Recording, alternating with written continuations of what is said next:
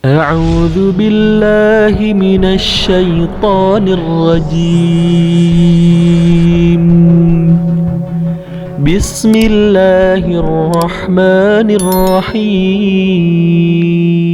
إن الحمد لله نحمده ونستعينه ونستغفره ونعوذ بالله من شرور أنفسنا سيئات أعمالنا من يهده الله فلا مضل له ومن يضلل فلا هادي له أشهد أن لا إله إلا الله وحده لا شريك له وأشهد أن محمدا عبده ورسوله الذي لا نبي بعده اللهم صل وسلم على محمد عبد الله وعلى آله وصحبه ومن والاه ومن تبعهم بإحسان إلى يوم القيامة. أيها الحاضرون اتقوا الله حق تقاته ولا تموتن إلا وأنتم مسلمون. وقال الله تعالى في القرآن الكريم أعوذ بالله من الشيطان الرجيم ومن أعرض عن ذكري فإن له معيشة ضنكا ونحشره يوم القيامة أعمى. Sadaqallahu alazim. Alhamdulillah, syukur yang tidak terukur marilah kita panjatkan kehadirat Allah yang maha luhur dan maha ghafur.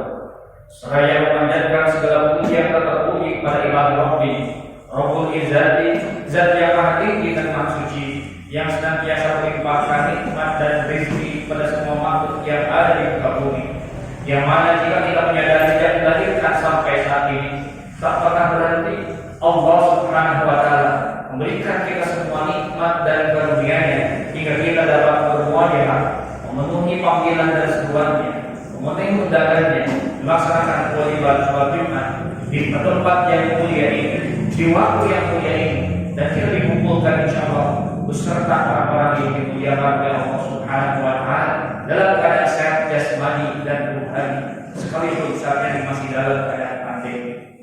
Salawat dan salam semoga senantiasa terlimpah curah kepada panutan kita, teladan kita, junjungan kita, tiada lain baginda Nabi Muhammad Sallallahu Alaihi Wasallam, juga para keluarganya, sahabat-sahabatnya, serta para seluruh pengikutnya yang setia pada ajaran dan tuntunannya hingga yaumil akhir nanti.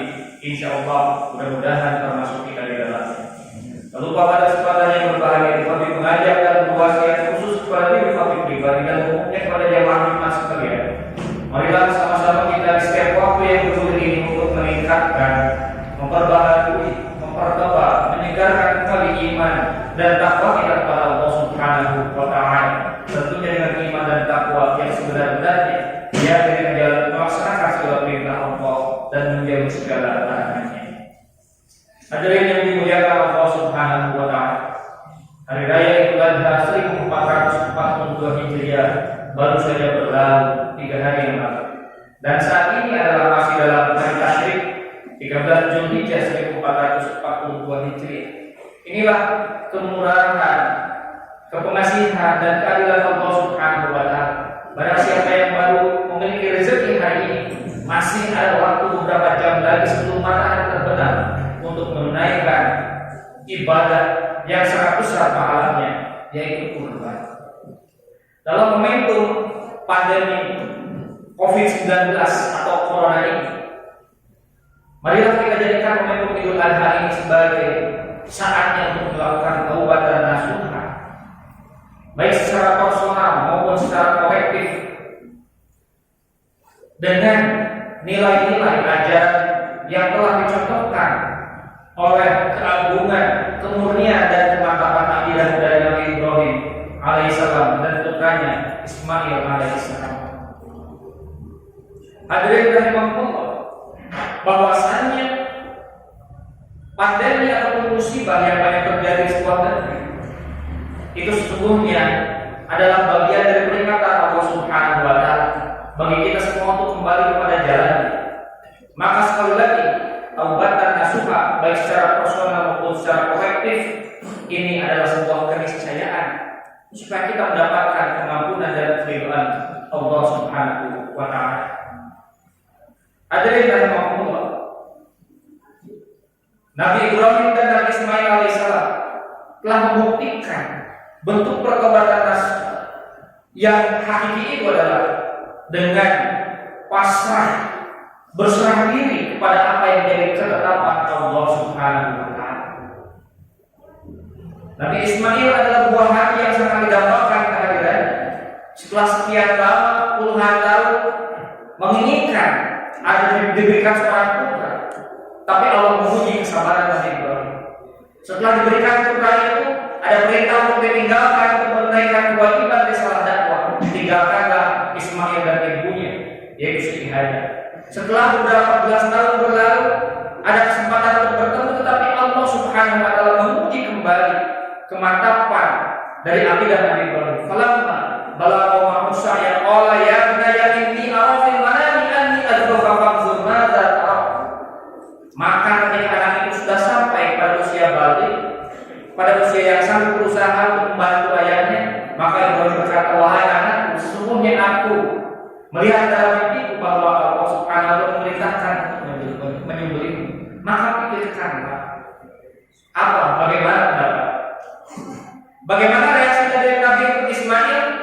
Allah, ya Nabi Muhammad, saya hidupni insyaallah biasabri. Wahai, jika itu memang benar perintah Allah, maka lakukanlah apa yang Allah perintahkan kepada insyaallah. Niscaya engkau akan mendapati termasuk orang-orang yang salah.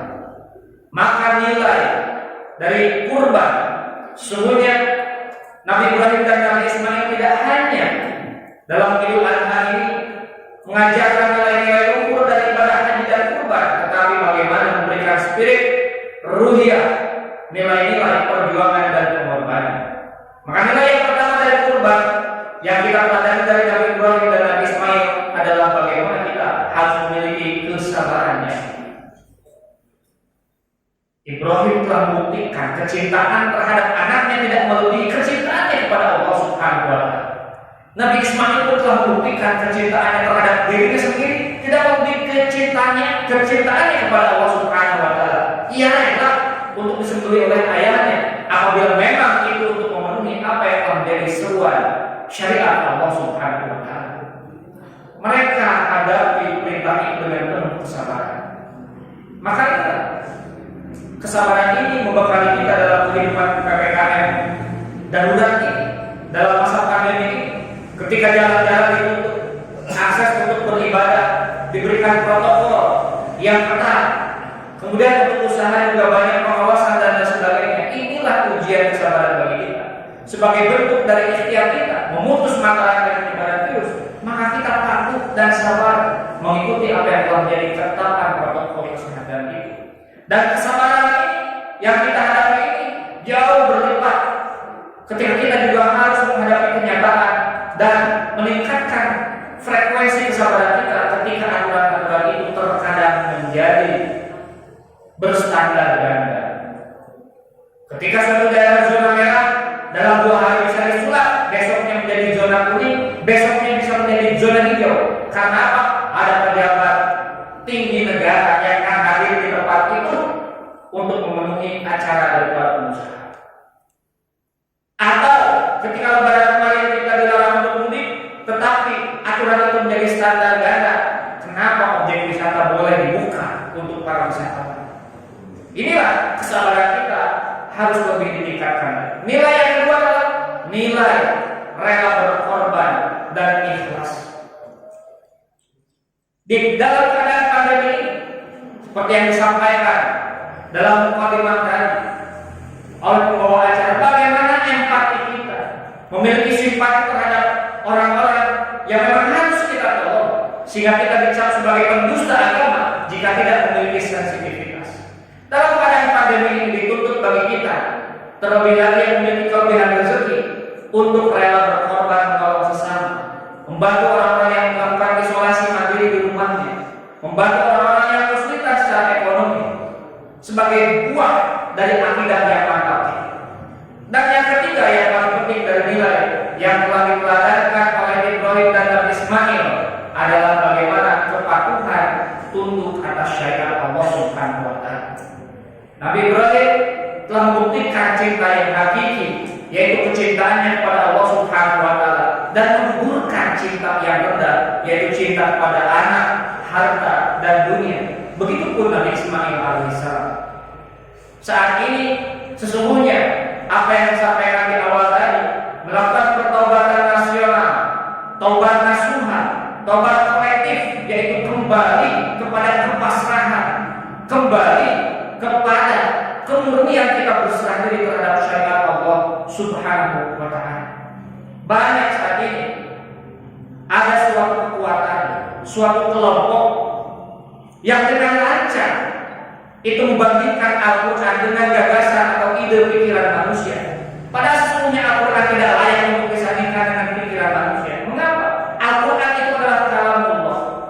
Otentisitas dan originalitasnya adalah terjaga dan Allah yang akan menjaminnya. Sedangkan pemikiran atau gagasan manusia, apapun namanya itu, yang menjadi buah pemikiran manusia itu adalah sifatnya terbatas.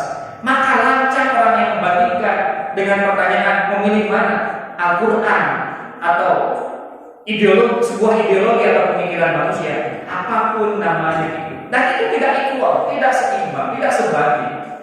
Kalau pemikiran manusia katakanlah Pancasila, bandingkanlah dengan faham komunis, misalnya pilih mana Pancasila atau komunis. Jangan dipaksa untuk memilih Pancasila atau Al-Quran. Apa ancaman Allah bagi orang-orang yang berpaling, yang tidak mau berserah diri, yang tidak mau tunduk terhadap syariat Allah?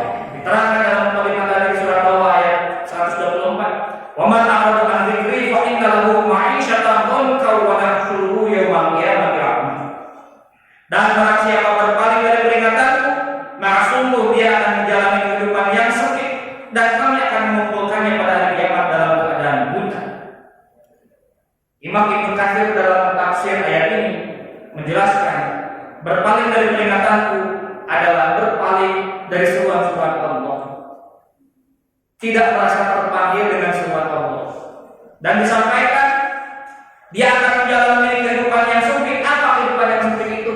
Kehidupan yang menderita, yang sengsara, yang boleh jadi secara sumber dari alam, secara syariat itu kaya raya, tetapi barokahnya dicabut, kemakmuran tidak dirasakan. Maka inilah saatnya kita lakukan taubatan nasuha, kembali berserah diri kepada aturan-aturan Allah Subhanahu wa Ta'ala. Barakallahu li wa lakum fil Qur'anil Karim.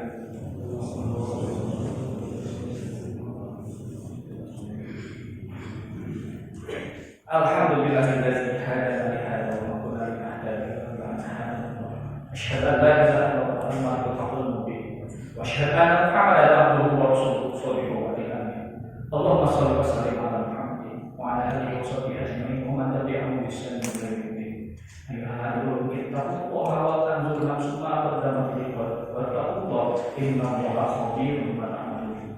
Hadirin maklumat yang dirahmati Allah Subhanahu wa Ta'ala.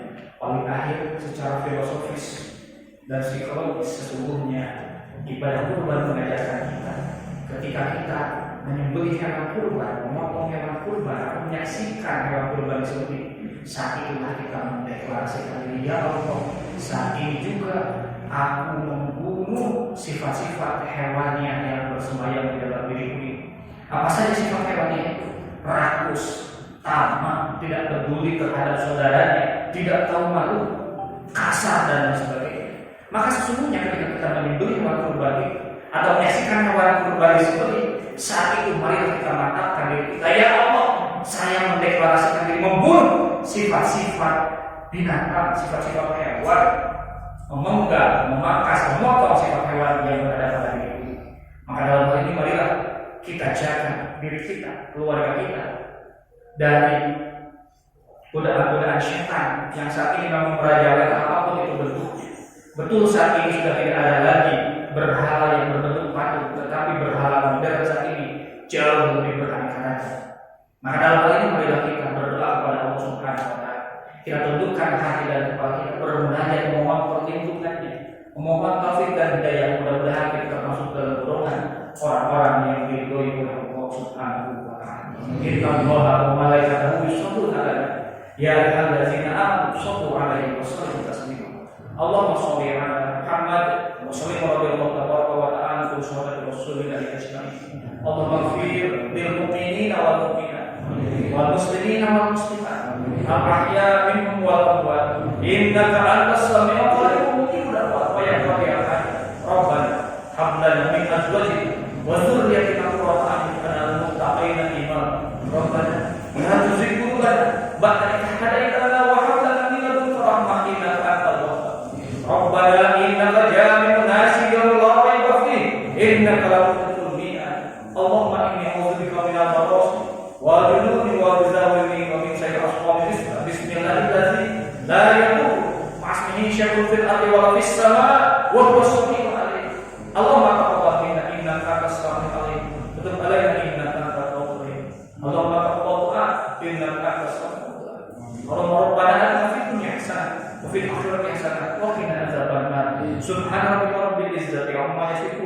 wassalamun alal mursalin walhamdulillahi rabbil alamin. Ibadallah, innallaha ya'muru bil 'adli wa ihsani wa qurba wa yanha 'anil fahsya'i wal munkari wa yadhkurukum la'allakum tadhakkarun. Dzikrullahi akbar.